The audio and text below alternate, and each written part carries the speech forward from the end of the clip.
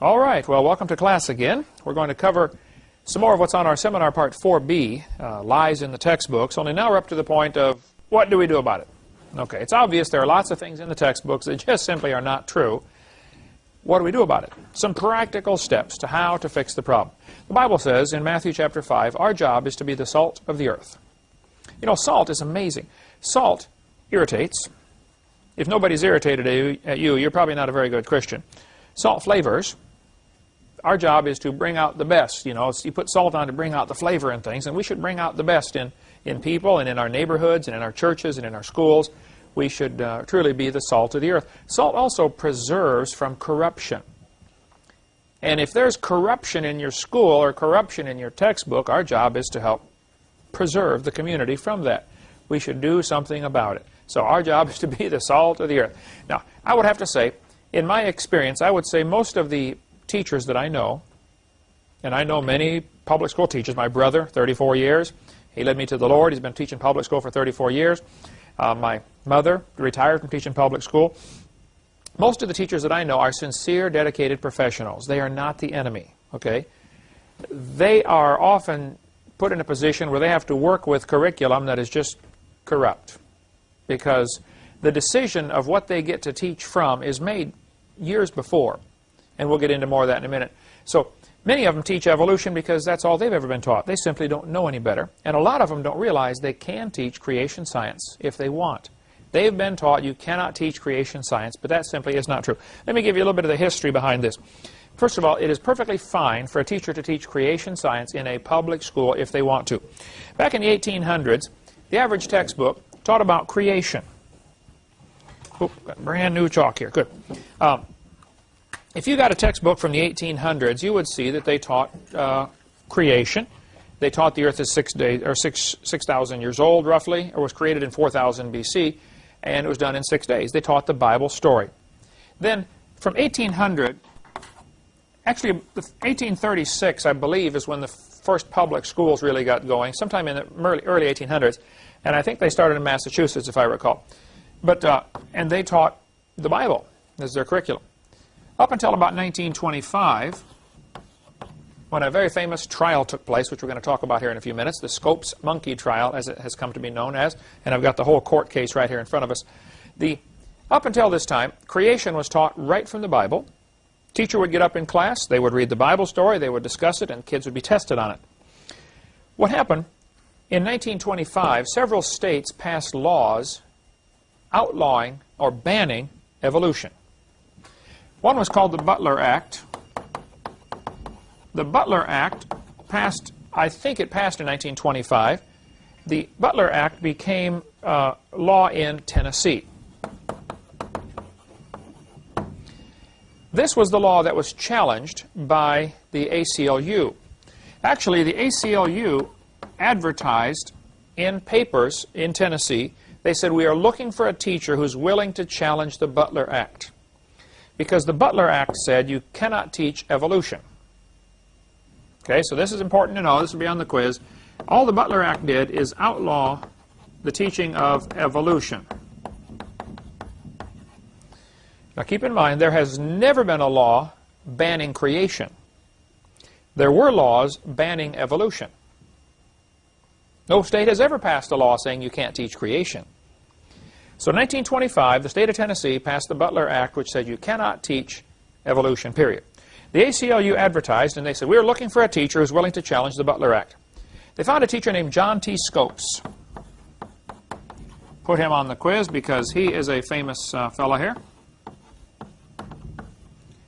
John T. Scopes was approached at the drugstore in Dayton, Tennessee, which is north of Chattanooga. And by the way, there's a famous courthouse there where this trial took place, and you can still go take tours of the courthouse. I've been through it, been through Dayton many times.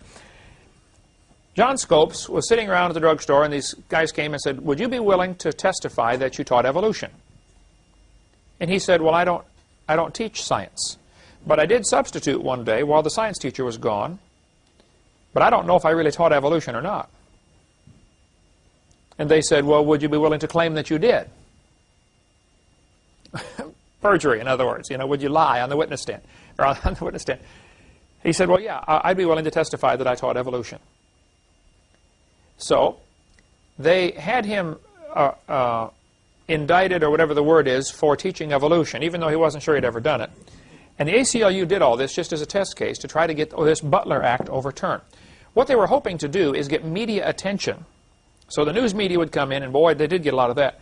And they wanted to make creationists look stupid and evolution look great. And they wanted to use this as a chance to really push their religion of evolution. Well, as it turned out, some very famous lawyers got involved here. Clarence Darrow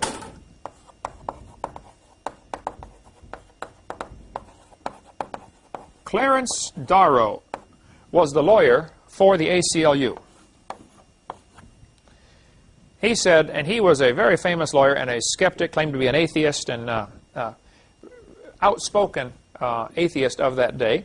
He said, I will come in for the ACLU and I will defend this poor teacher who is now being accused of teaching evolution.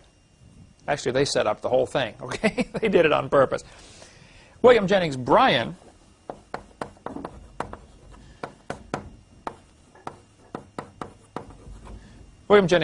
said he had 3 or 4 times been vice presidential candidate. I mean, he'd run for vice president of the United States. He was a very famous person of the day in the mid-1920s, okay? He was in government in several different positions. I forget what his position was at the time, but William Jennings Bryan was an outspoken advocate of creation. And he preached sermons all over the place against evolution. So William Jennings Bryan came down to Dayton, Tennessee, and he says, well, I'll take him on. I'll defend the law, the Butler Act. And so it was quite the trial. It was very hot. The courtroom, they were worried the courtroom was going to collapse because so many people were crammed in there. So they moved everything outside. Plus, it was extremely hot down there in July, north of, well, you went to school in Chattanooga. You know, in summer it gets pretty warm. And here they were 90 miles north in the town of Dayton. The entire court transcript is available in a book called The World's Most Famous Court Trial. Fascinating reading. As you read the book, you'll see that an awful lot of the typical lawyer-type stuff, you know, bantering back and forth, selecting witnesses and all this, you have to realize the ACLU was hoping they would find him guilty. They were hoping their client would lose, and then they would appeal it to a higher court, so it would get nationwide attention. And as the trial went back and forth, Bryan, though he was a great and godly man, I've got lots of stuff on William Jennings Bryan right here. Here's a book about William Jennings Bryan. If you want to read more, you can come get this. And, there's lots of good stuff. He was a great and godly man, but he made several serious mistakes. He said on the witness stand, I'm not sure that the earth is 6,000 years old, and I'm not sure that the days are real days. So here in 1925, he was a product of his times. He kind of believed in either the gap theory or the day-age theory. When he said that on the witness stand, most of the Christians were very disappointed in him right then. And it tells about it in the book. You know, they said, oh, you blew it right there. And boy, the Christians of the early 1800s and all through the 1800s and early 1900s, they did blow it for Christianity by not standing up for the obvious truth. The Bible teaches God made the world in 6 days, and it adds up to about 6,000 years ago. Just, there is no compromise. That's what it says, and that's what all the scientific evidence points toward. So when William Jennings Bryan and Clarence Darrow faced off an incredible trial, it turned out Scopes was found guilty. Now, during the trial, Clarence Darrow had lined up all kinds of witnesses to bring in. The witnesses were going to testify that evolution is a fact. One of the things they were going to use was the Piltdown Man. They were also going to have the president of the American, or the curator of the American Museum of Natural History come in. He's the one who said black people are inferior. He said the average adult Negro has the intelligence of an 11-year-old white man, white boy. Of course, racism was, 1925. There was a lot more racism in our country. The judge disallowed any evidence for evolution. See, they were hoping to use this trial to get all this evidence for evolution out there for everybody to look at. The judge said, I'm sorry, the question is not, is there evidence for evolution? The question is, did he teach it? Because the law says you can't teach it. So I don't care if there's evidence for it or not. It doesn't matter. That's not what we're here for. So the purpose of the trial was for the evolutionists was to try to get notoriety and media attention for their religion, for evolution. And the judge wisely said, I'm sorry, it doesn't matter if there's any evidence. we'll throw it out. We're not even going to hear it. So they banter back and forth, and you can read the whole court transcript there. Finally, Scopes was found guilty of teaching evolution. Now, Darrow really was shrewd and slick and wicked. Darrow agreed that Brian could put him on the witness stand if he could put Brian on the witness stand. Well, that's extremely unusual for the lawyers to go on the witness stand, you know. Normally they're out there, you know, trying to get the witness to say some things. So sure enough, Brian was put on the witness stand, and Darrow asked him all kinds of questions that he had all prepared. And then, rather than Darrow go on the witness stand and have to give evidence for evolution, he just said, Your Honor, we surrender, basically. I want you to find my client guilty. So Brian had this tremendous speech all prepared, and he was really going to blast Darrow, and would have done it, but it just took all the wind out of their sails. They just couldn't do it. Brian was a huge man, overweight, and overate, and finally, a few days after the trial, he died of heart failure, apparently related to being overweight. So the college that started there in his honor is called Bryan College in Dayton, Tennessee. Have about 400 or 500 students, maybe 600 or 700 now, I don't know. Good college, some very good teachers there, and they are a creationist college. Within the first, 40 or 50 years after this trial, the teacher was found guilty. He was fined $100. Brian offered to pay it. The fine was appealed and overturned. The next level of court said, no, I'm sorry, you made a mistake in the trial, some little technicality, the fine's overturned. So nothing ever happened.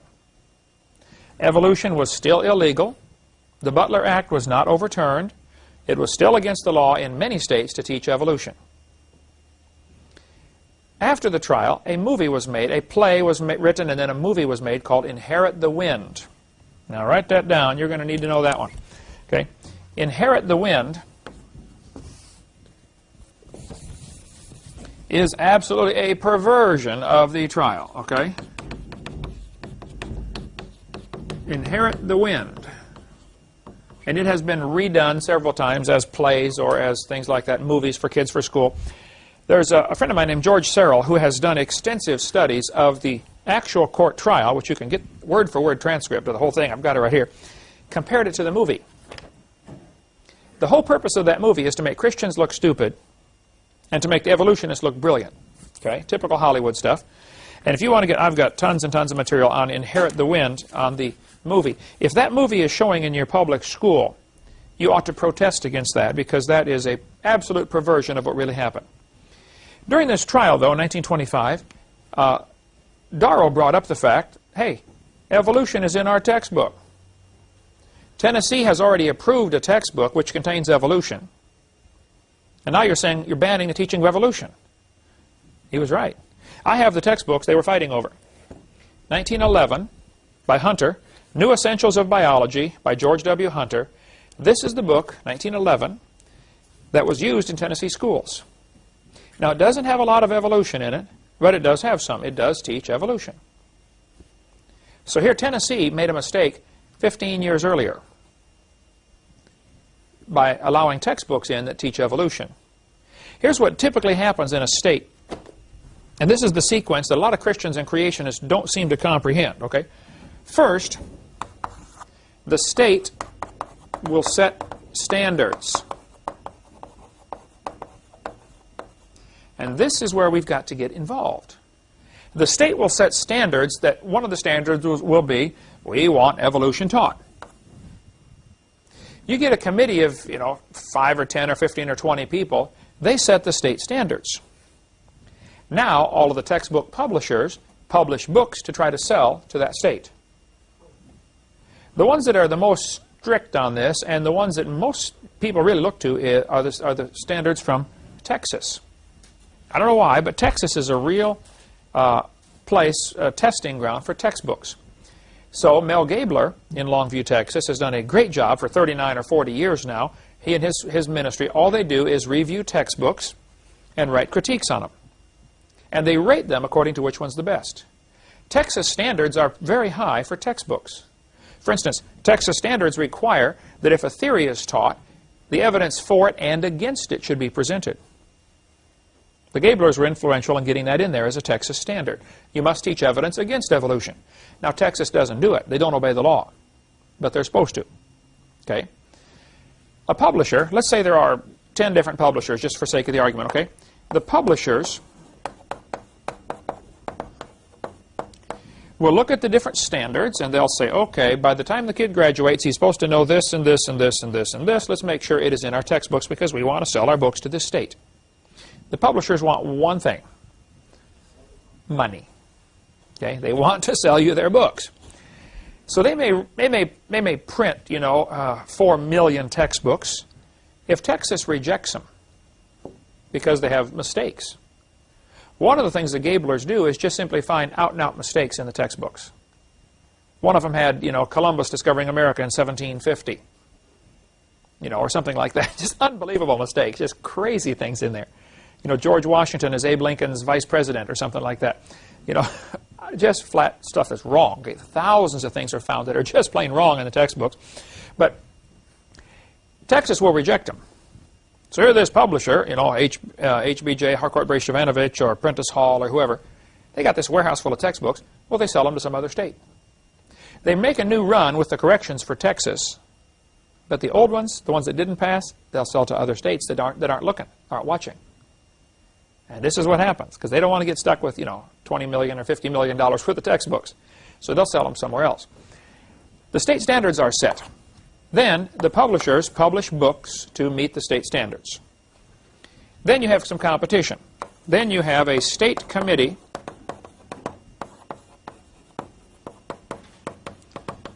Now, 22 states have a state textbook selection committee.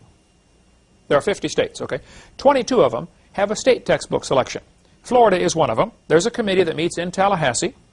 The committee looks at the state standards, and they say, okay, the book must contain these things. They look over the available textbooks, and let's say there are 10 publishers. Those publishers will send a sample copy to the state committee. The state committee looks over the sample copies, and they will narrow it down and say, we approve, these 3 or these 5. Typically it's 5. It's not a hard, fast rule. They approve 5 books that meet the state standards. They send a list of those 5 to every county or district. For instance, in Escambia County, there is a county school board. So at this point, the county or the district school board, they will select 1 or 2 books, okay? And then they will notify all the teachers in the county, you may pick a book, pick this one or this one. Let me see your book there for a second. Okay? This one had to go through this process. It was state approved, and then the county approved it. Then they purchased X number of thousand of them for our county, for the biology students in Escambia County. This is at Woodham High School, okay? The basic idea is the teacher could order any textbook they wanted. They could order a Christian textbook. Your public school could order Christian textbooks, but the state won't pay for it. If you pick a book off the list we approve, then the state will pay for it. Now, a book like this probably costs $50 or $60, for one book. Times how many kids in your class, or how many kids use this book at your school, would you guess? 25 in your class, and how many biology classes are there? 5 or 6? Yeah. A lot of money at $60 a book. And that's just one school. And there are, 4 high schools in Pensacola? 5 now? Yeah, that's right. Tate and, yeah. So the county then will select the book. Here's what happens. After the book is in the classroom, the kid brings it home, the parents complain. And they should, okay? But we're about 5 steps too late. What Kansas did in 98, I believe, the Kansas school board, Kansas has a state school board, okay, in addition to a state committee that selects books. The Kansas school board said, our state standards will not require macroevolution to be taught. That was it. They did not say you can't teach evolution. They just said we're not going to require that macroevolution be part of the state standards. The teacher can still teach it if they want, but it's no longer required, which means it's no longer required to be on the tests. Boy, the atheists hit the ceiling. You'd have thought, somebody shot them. They said, oh, they took evolution out of the textbooks. First, no, they didn't, okay? But if somebody believes in evolution and there is no God, they don't have any moral standards. They don't have to have any moral standards anyway. So, it's okay to lie and cheat and steal, because after all, there is no God if we evolve. And if evolution is true, the toughest and meanest survive, the strongest survive. The fastest lion gets the zebra. And so, it's okay. As a matter of fact, it's good to get your cause accomplished any way you want. This is the typical scenario, though, that things happen. So, for most of American history, teaching creation was perfectly fine, and it was done in the textbooks. Laws banning evolution were introduced in 1925. Those laws were not overturned until 1968. It was against the law to teach evolution in public school in many states in America until 1968, when the last law was overturned. Now, the fact is, the books taught it anyway. They were still teaching evolution, even though it was against the law, but nobody wanted to challenge it for fear of a repeat of what's called the Scopes monkey trial. Now, how it got the name Scopes monkey trial, I don't know, but it's the trial in Dayton, Tennessee. So, it was against the law to teach evolution. There has never been a law banning creation. Never has been. Then in 1980, Arkansas passed a law demanding equal time. The state senate in Arkansas, or state representatives and senators in Arkansas, got together and said, look, if you're going to teach evolution, you must also teach creation and give it equal time. This was called the balanced treatment idea. If we're going to teach one theory, let's teach the other theory. That's what the citizens in Arkansas wanted. That's what the Congress and Senate wanted. That's what the governor wanted. Somebody challenged that law and said this law requiring balanced treatment is a violation of the First Amendment because it lets it mandates a state-sponsored religion because creation is a religious idea. Well, I think they're right. Creation is a religious idea, and now you have the state sponsoring a religion. The only problem with the law was they were requiring creation to be taught. The teachers already had the right to teach it. They could have taught it if they wanted. But when the Senate comes in, or Congress comes in and says, you must teach it, they crossed the line, and that's what the judge said. Now, in 1987, Louisiana did the same thing. Louisiana law was written much better, and I think probably was, I don't know of any serious flaws in it. I read the whole thing. But Louisiana in 1987 tried the same thing. They said you must have balanced treatment. Now see, what they're doing, in my opinion, in both states, they worked on the wrong end of the problem. I don't think that's the way to handle this at all. Just my humble, unbiased opinion. And since this is my class, we'll just teach whatever we want, right? Choice number one, evolution only. Choice number two, creation only. Choice number three, teach both.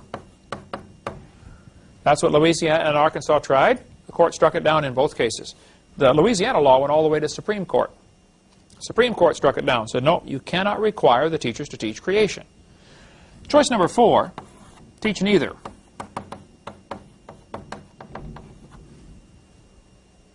This has been tried and tried and tried, and Christians and creationists still get excited about doing this.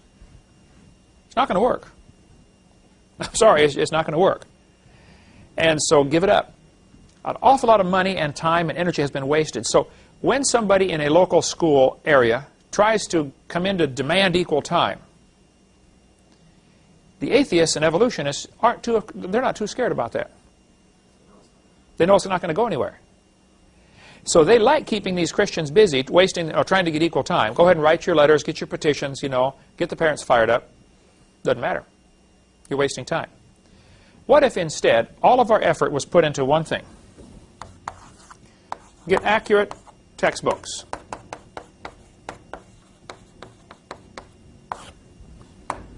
Require the books to be accurate. Take out the lies out of the textbooks. Now, everything that supposedly supports evolution is going to vanish. I mean, if you took out the 27 or 28 lies we've mentioned in this class that support evolution, or get the book Icons of Evolution, and just simply remove the lies. Period. Now the evolution teacher's in a very unfortunate position because they get up there and say, okay, kids, I believe we all came from a rock. However, I don't have any evidence. Starts to look pretty silly. But the way they're doing it now is they're saying, kids, I believe we came from a rock, and here's the evidence. Bang, bang, bang. And one by those things have all been proven wrong, but they're still in there. It all is based on the idea the Earth is billions of years old, and it's not. And if you can prove that wrong, that destroys evolution. So I think step by step we need to challenge the statements in the textbooks that are not accurate. Simple. Arkansas is working on a law right now. A couple of representatives called me last week, and they want me to read the law before they present it. That's going to require that the state will not fund, the state will not pay for any books that contain false information. Great. Who can argue against that? And if they'll follow through on it, that's the thing, okay? So there are many good impact articles that deal with this subject of the laws in the 1980 and 1987 Louisiana law that required balanced treatment. So we need to have a quiz question. What were they asking for in Arkansas and Louisiana?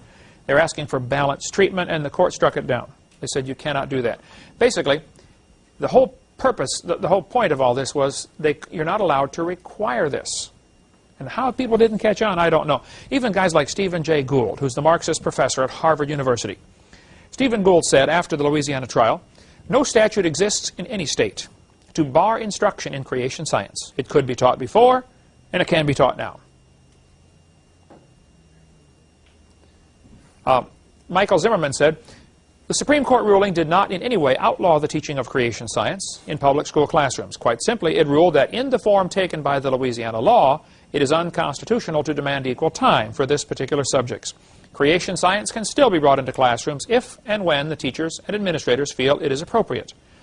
Numerous surveys have shown that teachers and administrators favor just this route. And in fact, creation science is being taught in science courses throughout the country. The Supreme Court's decision says that only that the Louisiana law violates the Constitution of constitutional separation of church and state. It does not say no one can teach scientific creationism, and unfortunately many individual teachers do. Some schools, districts even require equal time for creation and evolution. This is what Eugenia Scott said after the decision. I debated Eugenia Scott on the radio when I was in Boston one time. She was in California. Her entire organization, the National Center for Science Education, their whole organization exists to keep creation out of schools. Funded by one of the guys in the late 1800s, not Rockefeller, but one of the other rich guys, started this organization with a grant to keep evolution in the textbooks and creation out. So they've got their own website, NSCS, I think. There it is on the screen there. National Center for Science Education.org, NAT, whatever abbreviation, you can look it up there on the internet. And they will instruct people, they say, don't debate creationists because you'll probably lose. They'll say creationists are professional debaters. They're trained in how to do this. I've never had a course on debate in my life. And I think the creationists win because they're right and the evolutionists are wrong. I mean, that's why we win. It's not nothing complicated about it. William Provine said, teachers and school boards in public schools are already free under the Constitution of the USA to teach about supernatural origins if they wished in their science classes. Laws can be passed in most countries of the world requiring discussions of supernatural origins in science classes and still satisfy national legal requirements. And I have a suggestion for evolutionists. Include discussions of supernatural origins in your classes and promote discussion of them in public and other schools. Come off your high horse about having only evolution taught in science class. The exclusionism you promote is painfully self-serving and smacks of elitism. Why are you afraid of confronting the supernatural creationism believed by the majority of persons in the USA and perhaps the worldwide? Good question. Now this guy believes in evolution, okay, and he teaches it to his students. But he says, look, we ought to teach both. Perfectly fine. Provine went on to say, shouldn't students be encouraged to express their beliefs about origins in a class discussing origins by evolution? Sure. One lady wrote me, a public school teacher said, or one fellow wrote me and said, Mr. Hovind, I'm a public school science teacher. I went to a conference today, and we were all given a new science textbook to use in the conference. It is called The Sciences by whatever that publisher is, John Wiley and Sons. On page 611, it said this: to what extent do you think that parents should have the right to decide which scientific theories and ideas are presented in schools? To what extent do you think parents ought to have the right to demand that opposing religious views be taught as well? Should the views of creationism, which are primarily based on one particular type of Christianity, be given special consideration? It's getting more difficult to teach the truth, to say the truth all the time. You know what this is doing? This is trying to let the science teachers, this is brainwashing, is what it is for the science teachers. They're teaching the teachers, well, you know, creationism is only based on the Bible. Well, first place, is that true? No. The idea that there's a creator is based on the obvious. Look around, okay? There was a creator. You don't need to be a rocket scientist to figure it out. I often get emails from atheists. I'll get, I don't know, 10 or 15 a day probably that I have to respond back to. And they'll say something like, you know, creation, evolution is a proven fact, and, you know, how can you believe there's a God type emails. I get those all the time. And one of my responses is, do you need to light a candle to see the sun? I mean, look around. There's evidence for design everywhere you look. Every little molecule is designed. Every atom is designed. The proteins are designed. Every cell in your body is designed. You got 50 trillion cells in your body. Each one is more complicated than New York City. You think this happened by chance? Well, if you want to believe that, that's fine, but don't call that science. That's a religious worldview. ICR has a great impact article. Impact article number 196. They're like 10 cents a piece, okay? If you want to get back issues. You could call them and order 1,000 and pass out to your community. Or pass out in your school, you know. Let the teachers know, look, you can teach creation science. I think we have a problem because so many teachers have been brainwashed into thinking they can't. When actually, it's perfectly fine to teach creation science. All right, let's take a little break here. When we come back, we'll cover more on what to do about what's going on in our schools and textbooks. Okay, let's continue now. Some things you can do to fix the problem in your local area, in your school. Okay, you can start a Bible class right in your public school. Elizabeth Ridenour will help you do that. Her phone number and address is right here. She has helped get Bible classes started in public schools all across America. There are now over 150,000 students studying the Bible in public school from her curriculum. I met with her several months ago when I was preaching in North Carolina, and she's a great lady and will help you get a Bible class started if you'd like to do that.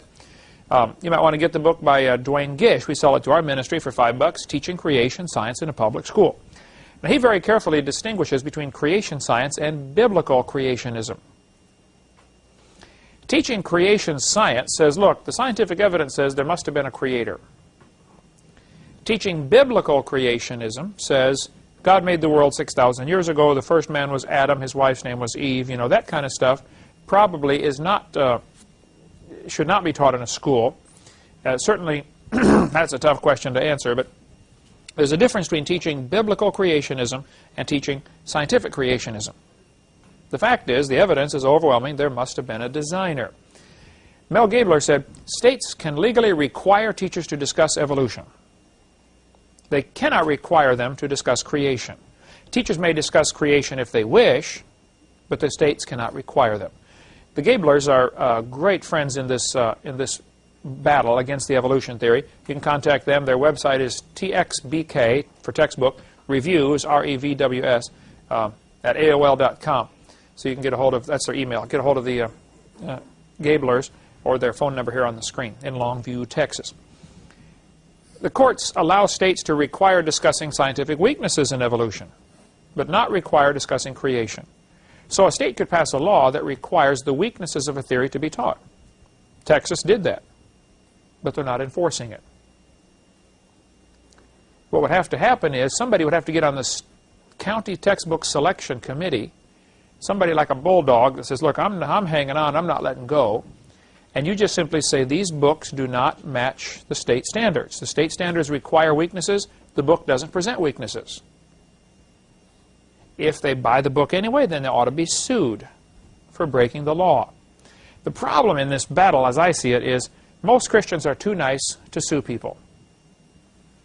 We'd let them poison our kids rather than stop them, you know. And it's time we do something about it, in my humble opinion. Back in 1963, a Supreme Court I think this was the case where they're taking prayer out of the schools with William Murray, Madeline Murray O'Hare. If not, it was one of the cases shortly thereafter. But the court held in 1963, it certainly may be said the Bible is worthy of study for its literary and historic qualities. Nothing we have said here indicates that such study of the Bible or of religion, when presented objectively as part of a secular program of education, may be effected consistently with the First Amendment. In 1980, the Eighth Circuit Court ruled, I'm sorry, this was the U.S. Supreme Court, okay? Supreme Court said, the Bible may constitutionally be used in an appropriate study of history, civilization, ethics, comparative religion, or the like. So, in 1980, the Eighth Circuit Court said, the school can use the Bible because it will enhance the students' knowledge and appreciation of the role that our religious heritage played in the social, cultural, and historical development of civilization. But if you go check your textbooks now, any mention of Christianity has been stripped out. You might find 2 pages on Marilyn Monroe and 2 sentences on George Washington. It is unbelievable what's happened in the textbooks. They're being rewritten to play down Christianity and to emphasize all sorts of things that they have as part of their plan toward a new world order. In 1987, Supreme Court ruled, teachers already possess the flexibility to present a variety of scientific theories about origins of humankind. They are free to teach any and all facets of the subject. Teaching a variety of scientific theories about the origins of mankind to school children might be done with the clear secular intent of enhancing the effectiveness of science instruction. This is the case that Stephen Gould commented on and said, look, the courts have never banned creation. There were laws banning evolution, but they've never banned creation. California State School Board, their policy is, discussions of any scientific fact, hypothesis, or theory related to the origins of the universe, the earth, and of life, that's the how, are appropriate to the science curriculum. So I would encourage Christians to realize, look, it's perfectly fine. Now, there are several ways to fight this battle. The way Jesus did it, Jesus did not spend much time trying to change the Roman Empire. Most of his effort was reaching individuals. The simplest and I think the foolproof way, number 1, is go after souls, win souls, and teach them the truth. Just like Jesus said, go into all the world, preach the gospel. After you get them saved, teach them, or baptize them, and then teach them to do everything I told you to do. That's unstoppable. We probably will never change the textbooks in our county, though I think we should try. But if we got every kid in your class converted to believing in creation, or to being a Christian, or both, it doesn't matter what they're teaching. They're not going to believe it. Right? Second level, and I think this needs to be a multi-pronged attack, but the second level is go after the teachers. Many teachers are already Christians. They just simply don't know what their rights are. So if we inform the teachers of what their rights are, or inform them of the truth of creation, see, curriculum really starts when the classroom door shuts. Very few teachers ever make it all the way through the textbook in the year anyway. Do you guys skip chapters in yours?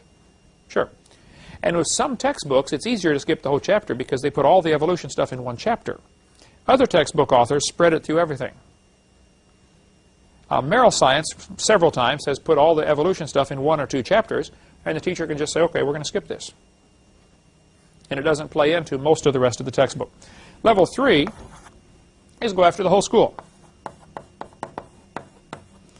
Get the principal or the school board in the area or something to say, look, let's get this out of the textbooks, let's fix this problem.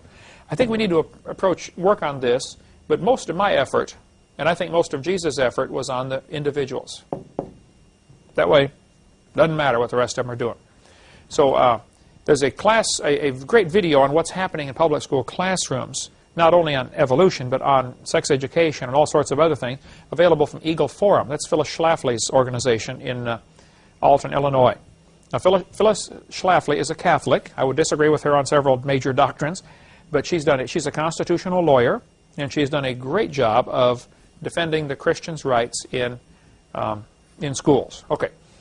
Some people say, what about separation of church and state? There is no such phrase used in the Constitution. That sentence, separation of church and state, was written in a letter by Thomas Jefferson to a Baptist pastor in 1802. It is not part of the Constitution. The wall of separation between church and state is to keep the state from getting involved in the church's business. Peter Kershaw has a great book, which we sell both of his books through our ministry. One is called Hush Money. The other is called In Caesar's Grip.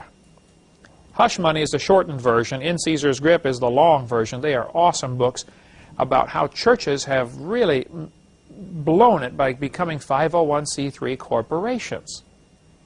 That's one of the dumbest things a church could do, because now you're asking the government for permission to exist.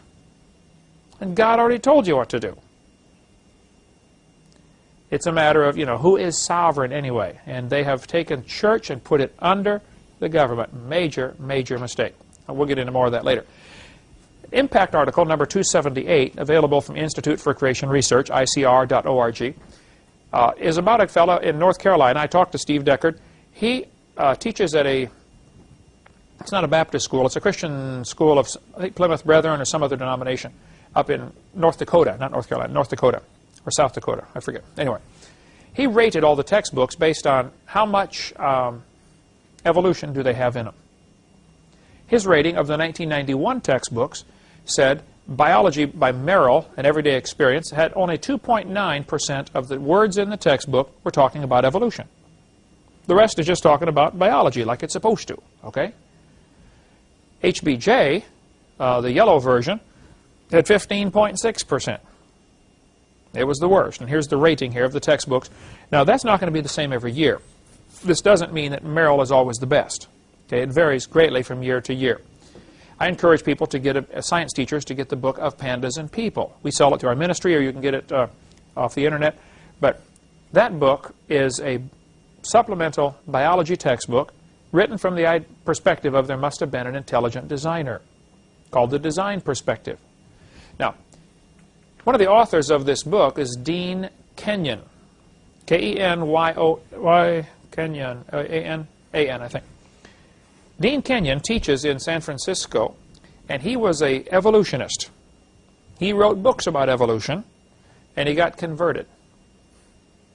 He had already taught for 20 years. It was either Stanford or San Francisco State, I forget where he taught, but someplace in the Bay Area.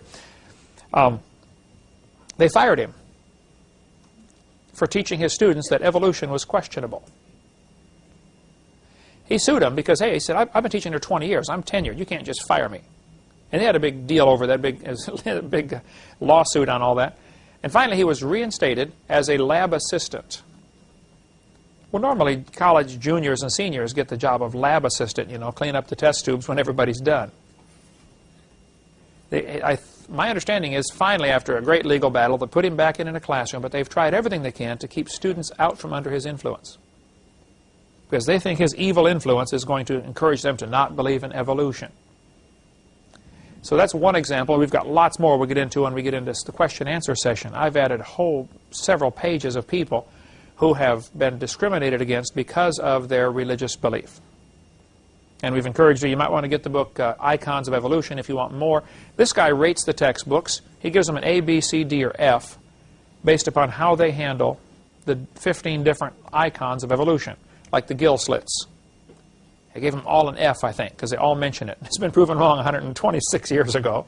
Okay, the horse evolution. How do they handle this? First, he goes through all the law, all the evidence, and says, "Look, it's been proven wrong. It's been proven wrong. It's been proven wrong. How does this textbook handle it?"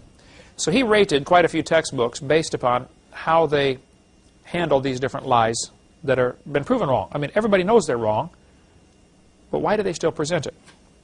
I think most of them got F in every category. A couple of them got a D in a few categories. So the choice this year for your textbooks is strychnine or arsenic. Which do you prefer? Here's the Gabler's book that we also sell through our ministry. What are they teaching our children?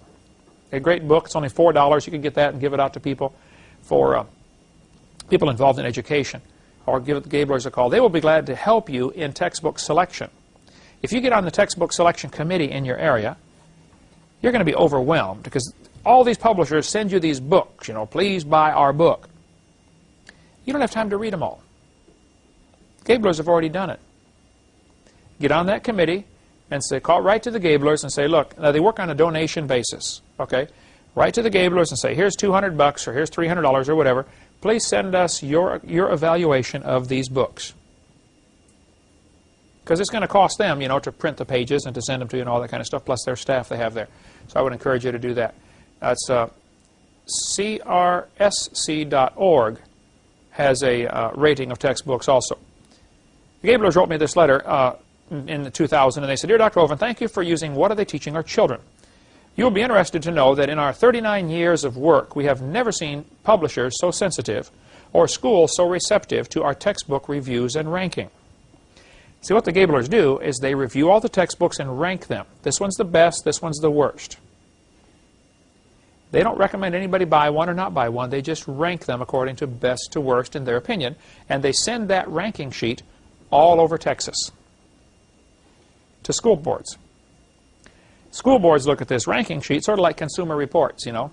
They're the Consumer Reports of textbooks. For instance, one thing they do is they rank them on just how many inaccuracies do they have. How many things are in here that are just flat wrong, okay? And every textbook has mistakes, I'm sure, but some have lots and lots of mistakes. And so they rank them, and then, of course, this greatly affects sales. So the publishers now are getting hold of the Gablers saying, okay, we're sorry, what would you like in the books anyway? You know, it took them 39 years to get where they are, but I would encourage you to take advantage of what they do, because they are a great asset to the Christian. He went on to say, we're also pleased to recommend the Harcourt and Scott Forsman Elementary Science Series. They are much less dogmatic on evolution than the others we reviewed. So why reinvent the wheel? These folks are doing it, you know, take advantage of what they're doing. They also do a lot of work with the history books. Mr. Fry, I forget his first name now, works with the Gablers. He's not Gary Fry, it's a different Fry. But he is a incredibly intelligent man, and he reads all these history books and finds mistakes. That's the wrong date here, that's the wrong date there, and, you know, and just loads these books down with, says, look, we can't buy this book because it's inaccurate. Okay? Adolf Hitler is quoted as saying, let me control the textbooks and I will control the state. How many kids go through your class at Woodham High School and believe what they're taught? Probably all of them. They should be able to, shouldn't they? Shouldn't the kid be able to go to class, read the book, listen to the teacher, and believe it? I mean, you don't need to be a genius to figure this out. That's the way it's supposed to be in school. So what can we do to help fix the problem? Bert Wagner, here's his address or email and phone number. Bert can help you get creation materials into your public school libraries. Many public schools, in their public school library, or even in the public libraries, have nothing about creation. Nobody has pushed to get it in there. Get some videotapes. He's gotten my videotapes into many public school libraries. And we probably get a call or letter, average of one a week, from somebody, a student or a parent getting saved from watching one of my videos that they checked out of their public school library. Now, some schools, some people have called me and said, I've tried and I can't get them in. Bert knows how to do it. There's red tape you got to cut through. He can do it, okay? He can get the stuff in there. Some practical things to do. You can demand that pages with false information be cut out. That doesn't cost anything. You could probably find 100 volunteers in your church or in your area who would help cut the pages out. Now, if you're asking for pages with lies to be cut out, is that trying to get the Bible in? Is that trying to get creation in? No, I'm just trying to get the poison out of the books, that's all. Who can argue with that? You've got to have them glue the pages together. Somebody called me and said, Brother Hovind, a principal in our town, in Georgia, I forget what town now, over the summer, found the pages with false information and glued them together. That fall, the NEA hit the ceiling. That's the National Teachers Association, the National Education Association. They said, you can't do that. He said, well, I did. They said, but you can't. He said, well, I did. It's done. Over with. The glue dried. Okay, it's too late. Just do it. Okay? Get the stuff out of there. You can put a warning sticker in the front cover. Alabama, Becky, you know where the warning stickers are in the drawer out there? Alabama, Martha has a file. Make a note. Let's give one of those to each of the students here in the class. And probably, if we have enough, let's, as people take this course, let's maybe send one with them. Alabama requires that sticker to be put in the front of every book. If the book discusses evolution, it must have a warning sticker. Like a pack of cigarettes, you know, warning, this has been determined to be hazardous to your health. Textbooks that teach evolution ought to have this warning sticker. Now, Alabama requires it, but they don't all do it. Because some of the Christians in Alabama are too worried about who wins that dumb ball game, and they're not paying attention to what's going on in their schools. But they ought to be suing the schools if they don't obey the law. Put that stuff in there. Put that sticker in there. You might want to get my little brainwash booklet. We update this very regularly. If you buy them in quantity, they're $1 a piece. That's our printing cost, okay? You could get these brainwashed booklets and buy one for every student in your school and give one to every kid in class. Many people have done this. One guy ordered 500, passed them out to the whole school up in, I think, Minnesota, if I recall. And he said the teachers are having an awful time because every time they bring up something on evolution, 10 of the kids will say, excuse me, that was proven wrong back in, you know, blah, blah, blah. Why is it still in their books, you know? If you get an educated student body, it's going to be real frustrating on somebody who tries to push off a lie on them. Which goes back to, number one, let's reach them person by person, one by one. All right? Florida has a law requiring textbooks to be accurate. It's Florida Statute 233.09. Florida statute has this law that says all instructional materials recommended by each council for use in the schools shall be, to the satisfaction of each council, accurate. Anybody see a problem with this? The books have to be accurate as long as the council thinks they're accurate. That sentence ought to be stricken from the law. Textbooks ought to be accurate, period. Because the way this is written, all you have to do is get, you know, a majority of the council to think something is good when it's not, and we're stuck with it. That's what's happened in Florida here. It's sad to say that law needs to be rewritten. So some of you congressmen and senators that might watch this tape, fix it for me, please. All right, that's your job. In Texas, Title 19, Education 66.66 I or L, I don't remember, says instructional materials shall present the most factual information accurately and objectively without editorial opinion or bias by the authors. Theories shall be clearly distinguished from facts and presented in an objective manner. Well, that's the Texas law, but Texas doesn't do it. So some folks in Texas ought to go to their school and say, look, you're not obeying the law. Would you like to fix this, or should we go to court and talk about this? I don't know of any cases where evolution has ever been taken to court. Creation has been on the witness stand where they had to defend creation. If evolution had to be defended, it would lose. But nobody ever approaches it that way. Look, evolution is a lie. If you have some evidence for it, I'd like to see it.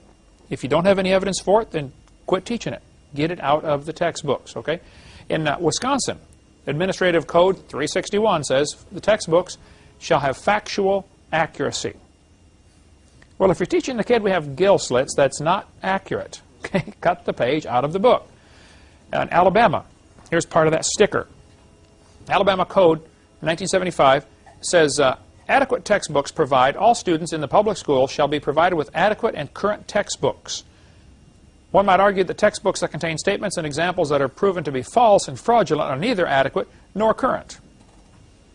There's the sticker. This textbook discusses evolution, a controversial theory some scientists present as a scientific explanation for the origin of living things.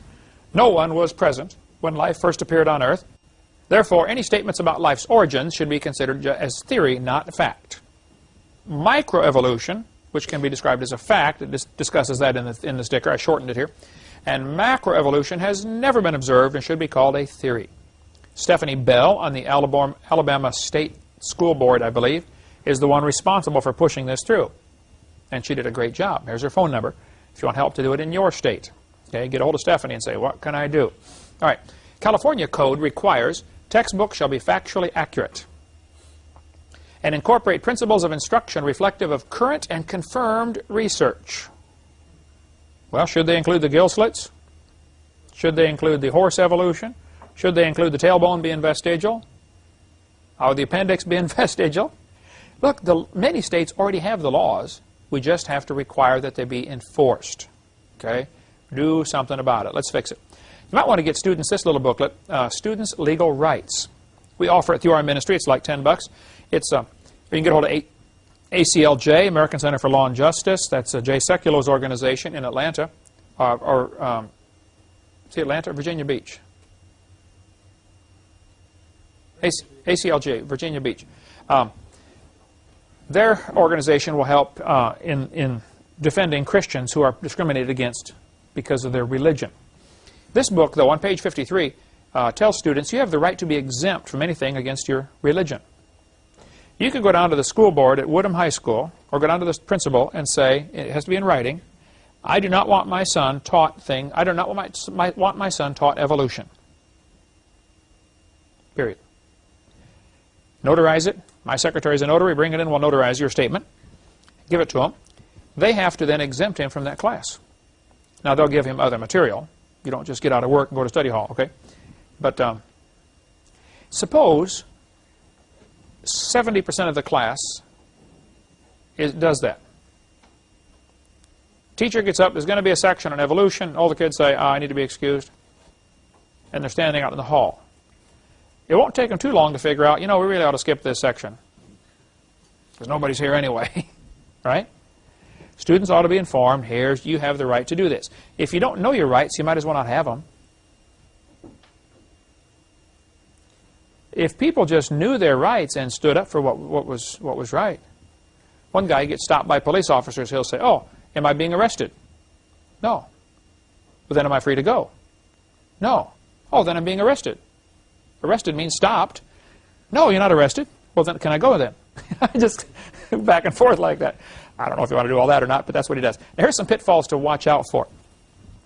If a school is going to have a good program, I speak in lots of public schools, very frequently they will make it an opt-in. In other words, the kid has to take a note home and get it signed, or else they can't come to the program. And how many kids take a note home and forget to bring it back? We had, what was his name today, sitting there, came over to visit today, 4 years old, has a note pinned on the back of his shirt. That way it's sure to get home and sure to get back. Pin it on the back. The kid forgets he's got it back there. How many notes did you forget to get signed and get in trouble for? Lots of them, right. See, they always make it an opt-in program. If the bad guys don't want the kids to hear this, but the school's going to have this program anyway, let's make sure the kids have to, make it hard for the kids to go see this. Now, if it's going to be a bad program, if they're going to have a homosexual come speak on, a queer lifestyle or something, they will make sure it is an opt-out program. In other words, everybody has to come unless you have a note not to come. Now, that is totally unfair, but that's the way it happens. And we ought to be up in arms and say, look, we're not going to allow that at this school. Let's have a level playing field. Okay? Everybody ought to be... these ought to all be the same. None of this opt-in, opt-out kind of stuff.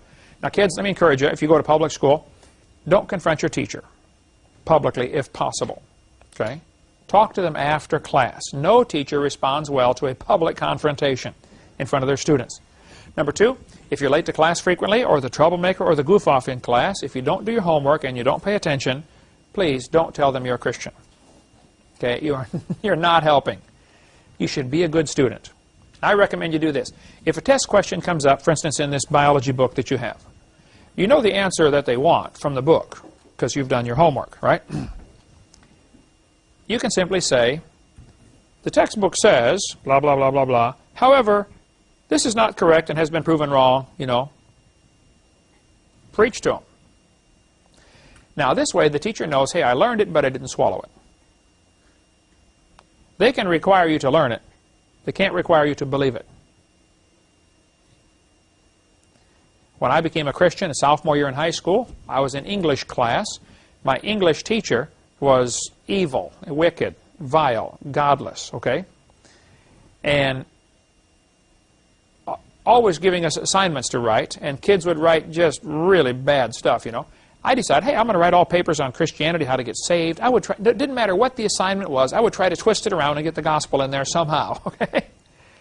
And then I asked Tom, who sat next to me, I said, Tom, would you proofread my paper for me? It's due tomorrow.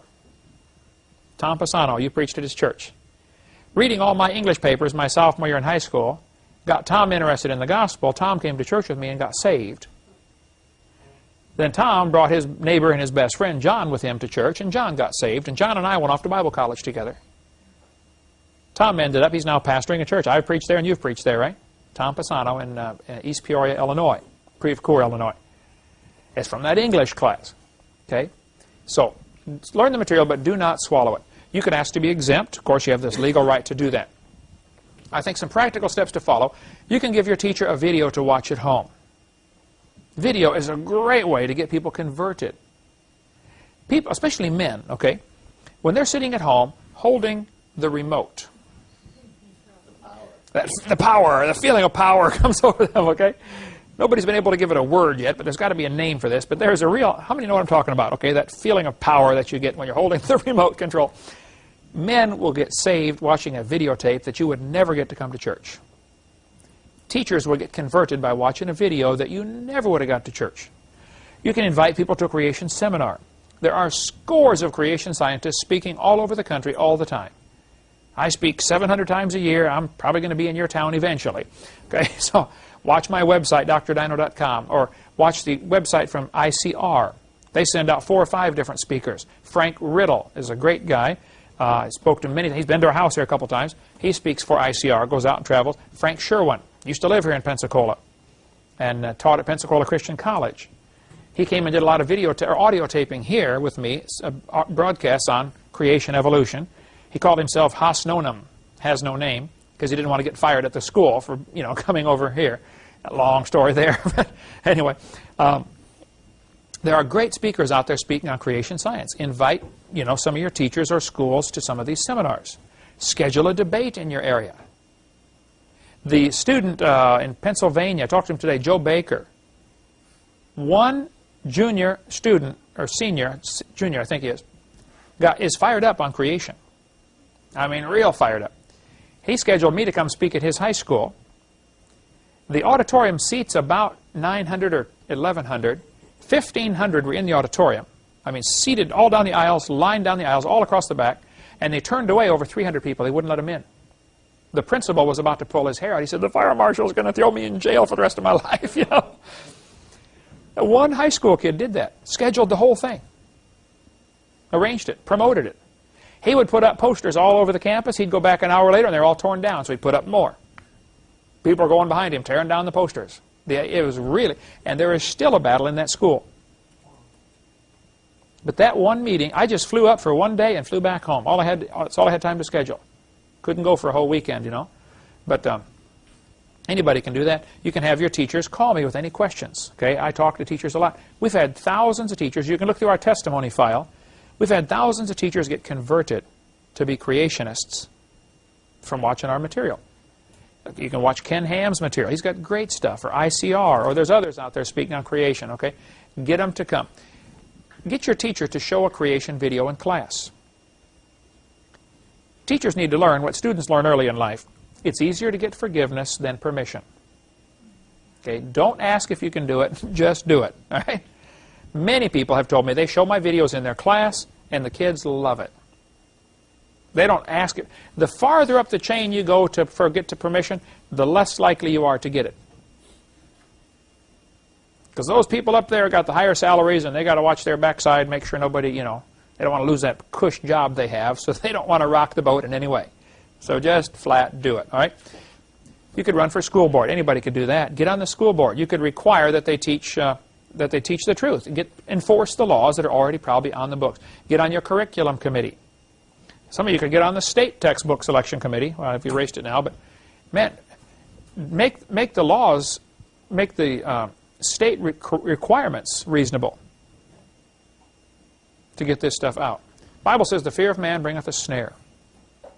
We need to get some people that just say, I don't care what anybody thinks, I'm going to do what's right. I think a logical step is convert the students, one at a time. You could write letters to the editor. Everybody ought to be doing that. That's what started my whole ministry here. I came to Pensacola, started writing letters to the editor about creation and evolution.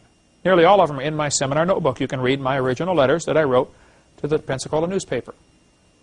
I started getting calls saying, hey, could you come speak at our place on creation? You could donate some books to your library, to public library, school library. Get some creation material in there. I think we need to be using creation as a means of evangelism. It is a great way to do it. In the book of Acts, there are two great sermons. Acts chapter 2, Peter preached to the Jews on Mars Hill. The Jews are very familiar with Scripture. He quoted Scripture after Scripture after Scripture. That's what they're used to. Acts chapter 17, Paul's preaching on Mars Hill to a bunch of heathen who don't know about Scripture, never heard of it, and don't care. He never quoted any Bible verses. He talked about creation. Paul said in Acts 17, I want to talk to you about the unknown God. God that made the world. Starts right off with creation. Have you seen the movie Etau? Remember that? The missionaries go to, and they go to this tribe of folks, and they've never seen a white man, you know, and they just start with the gospel. They give them the gospel by starting in Genesis. Teach the whole Bible story. A great way to get folks who have no concept of Christianity to understand how it all fits together. I think creation evangelism is the need of the 20th and 21st century, in my humble opinion. Romans chapter 1 says, the invisible things of Him from the creation of the world are clearly seen. So they are without excuse. Nobody's going to have an excuse and say, I believed in evolution because I didn't see any evidence for a creator. There is overwhelming evidence for a creator. Okay, that's some practical things you can do. Now, next week, we're going to start talking about what this evolution theory has done for the world. The effects of teaching this theory. We've been teaching so far, what's on my videotape number 4, the lies in the textbooks. The fact is they're still being taught. They're going to be taught tomorrow in your classroom. Giving you some practical things to do about it. But now I want to talk about what effect does this have? How has this theory of evolution influenced the rise of communism, socialism, Marxism, the New World Order? You fellas in the military, most of the threat we've had for the last 50 years or 70 years has been from communism. All of that's based on evolution. You were raised in Ukraine, you know, so were you. You were born over there, right? You were born over here? California. Your parents were raised in Ukraine. You were born in Ukraine. Soviet and former communist countries, all of communism and all of the suffering and everything they've gone through, I'm convinced is all because of this theory of evolution. We're going to cover how the evolution theories led to the rise of Adolf Hitler. Nazism is based solidly on this same idea. See, ideas have consequences. What you believe determines how you behave. If you're raised in a headhunting society, where they, you know, cannibal society, like the book Peace Child, excellent book, by the way. If you teach your kids from the time they're born, hey, kids, now listen, when we go to war and you fight against the enemies, if you kill one of them, be sure to cut his head off and eat his brains, because then you will get his spirit. And you'll be twice as strong. Well, of course, that's not true. But if the kid's taught that from the time he's little, guess what he's going to do when he goes to battle and kills somebody? He's going to do what he was taught. Ideas have serious consequences. And this evolution is not just a dumb theory, it's a dangerous philosophy. We're going to start on that. It'll be very politically incorrect, I assure you, starting next week. Thank you so much.